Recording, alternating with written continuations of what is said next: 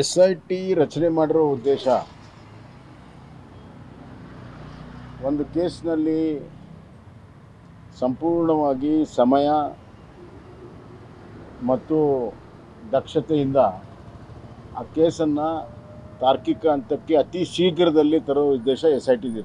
ಇಲ್ಲಿ SIT ಮಾಡೋ ಅವಶ್ಯಕತೆ ಇಲ್ಲ. SITಗಳು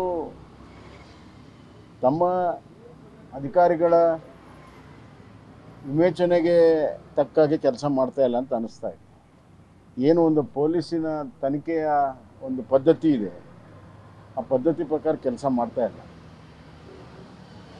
ಯಾರು ಕಂಪ್ಲೇನೆಂಟ್ ಇದ್ದಾರೆ, ಕಂಪ್ಲೇನೆಂಟ್ ಏನೇನೆಲ್ಲ ಹೇಳ್ತಾರೋ ಅದನ್ನು ಮಾಡೋದಕ್ಕೆ ಇವರು SIT ರಚನೆ ಆಗಿದೆ ಅಂತ ಅನಿಸ್ತಾ ಇದೆ.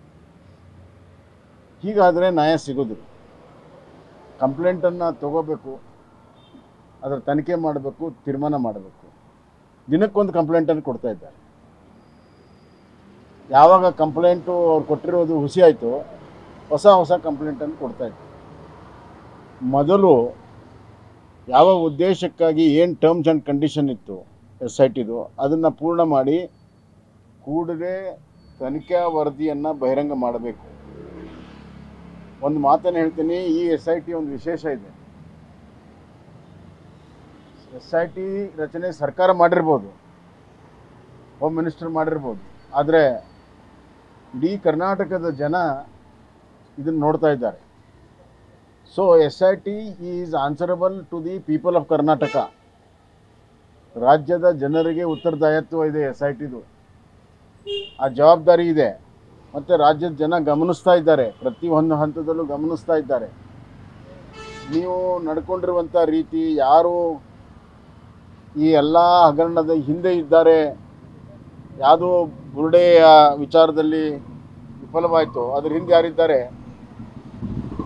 ಆ ತಾರ್ಕಿಕ ಅನ್ನೋದು ಕಾನ್ಸ್ಪಿರೇಟರ್ನ ಮುಟ್ಟೇ ಇಲ್ಲ ನೀವು. ಮೊದಲೇದಾಗಿ ಷಡ್ಯಂತ್ರ ಮಾಡುವಂಥ ಮುಖ್ಯ ಜನರನ್ನು ಮುಟ್ಟೇ ಇಲ್ಲ. ಅದಕ್ಕಾಗಿ ಅವ್ರ ಹೇಳಿಕೆಗಳು ಎದ್ದು ಬರ್ತಾ ಇದ್ದಾವೆ ಇತ್ತೀಚಿನ ದಿನಗಳಲ್ಲಿ. ಯಾಕಂದರೆ ಅವ್ರಿಗೆ ಖಾತ್ರಿ ಆಗಿದೆ ನಮ್ಮನ್ನು ಮುಟ್ಟಲ್ಲ ಅಂತ. ಎರಡನೇದಾಗಿ ಯಾರು ವಿಚಾರಣೆ ಮಾಡಿದ್ದಾರೆ, ತಾಸುಗಟ್ಟಲೆ ವಿಚಾರಣೆ ಮಾಡಿದರೂ ಕೂಡ ಯಾವುದೇ ನಿರ್ಣಯ ಇವತ್ತಾಗಿಲ್ಲ. ಅವರ ಬಂಧನವೂ ಕೂಡ ಆಗಿಲ್ಲ. ಬಂಧನ ಮಾಡಿ ವಿಚಾರ ಮಾಡೋದು ಬೇರೆ, ಹಂಗೆ ವಿಚಾರ ಮಾಡೋದು ಮಾಡಿ ಅಂತ ಹೋಮ್ ಮಿನಿಸ್ಟರ್ ಹೇಳಿದ್ದಾರೆ. ಆದ್ದರಿಂದ ಬಂಧನವೂ ಇಲ್ಲ, ವಿಚಾರಣೆ ಪೂರ್ತಿ ಇಲ್ಲ, ವರದಿ ಇಲ್ಲ, ಮಧ್ಯಂತರ ವರದಿ ಇಲ್ಲ. ಕಂಪ್ಲೇನೆಂಟ್ ಹೇಳ್ದಂಗೆ ಹೊಸ ಕಂಪ್ಲೇಂಟ್ ತೊಗೊಳ್ಳೋದು, ಹೊಸ ವಿಚಾರಣೆ ಮಾಡೋದು, ಇದು ಸರಿಯಾದ ದಾರಿಯಲ್ಲಿ ಹೋಗ್ತಾ ಇಲ್ಲ ಅಂತ ಎಲ್ಲರಿಗೂ ಕೂಡ ಈಗ ಮನವರಿಕೆ ಆಗಿದೆ.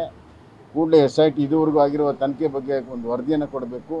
ಮತ್ತು ತಪ್ಪಿತಸ್ಥರನ್ನ ಯಾವುದೇ ಒತ್ತಡ ಇಲ್ಲದೆ, ಇದು ನಡೀತಿರೋ ರೀತಿ ನೋಡಿದ್ರೆ ಮೇಲಿನಿಂದ ಒತ್ತಡ ಇದೆ ಅಂತ ಅನ್ನಿಸ್ತಾ ಇದೆ, ರಾಜಕೀಯ ಒತ್ತಡ ಇದೆ ಅಂತ ಅನ್ನಿಸ್ತಾ ಇದೆ. ಆ ರಾಜಕೀಯ ಒತ್ತಡವನ್ನು ಲೆಕ್ಕಿಸದೇ ಸತ್ಯ ಶೋಧನೆಯನ್ನು ನಿಷ್ಪಕ್ಷಪಾತವಾಗಿ, ನ್ಯಾಯಸಮ್ಮತವಾಗಿ ಕೂಡಲೇ ಮಾಡಿ ಶೀಘ್ರ ತನಿಖೆ ವರದಿಯನ್ನು ಮಾಡಬೇಕು. ಷಡ್ಯಂತ್ರ ಪರವಾಗಿ ಮುಟ್ಟೇ ಇಲ್ಲ. ಇದು ಮುಖ್ಯ ಷಡ್ಯಂತ್ರ ಮಾಡುವಂಥ ಹಿನ್ನೆಲೆ ಇರುವಂಥ ದೊಡ್ಡ ವ್ಯಕ್ತಿಗಳನ್ನು ಮುಟ್ಟೋದಕ್ಕೆ ಧೈರ್ಯ ಈ SITಗಿಲ್ಲ ಅಂತ ಅನ್ನಿಸ್ತಾ ಇದೆ.